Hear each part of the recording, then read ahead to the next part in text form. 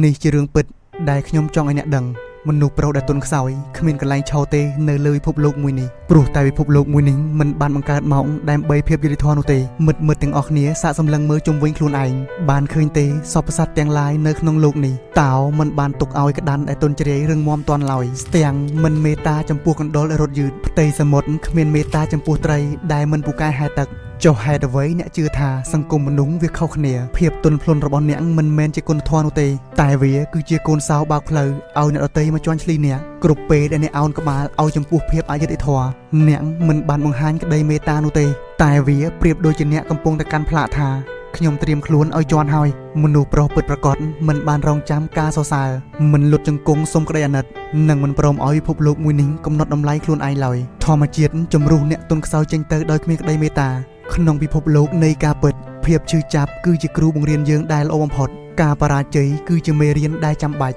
នៅពេលអ្នកឈប់ស្វែងរកភាពសុខសប្បាយនៅពេលអ្នកឈប់សង្ឃឹមថាឲ្យពិភពលោកមួយនេះមានភាពយុត្តិធម៌ពេលនោះអ្នកនឹងបានឃើញភាពរឹងមាំដែលវាលាក់នៅក្នុងខ្លួនអ្នករហូតមកត្រូវសម្រេចចិត្តឲ្យច្បាស់ថ្ងៃនេះថាអ្នកជ្រើសរើសធ្វើអ្នកប្រមាញ់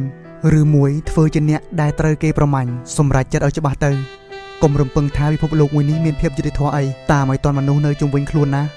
ពួកគេល្បិចកលច្រើនណាស់ស៊ូទាំងអស់គ្នាក្មេងជនបទ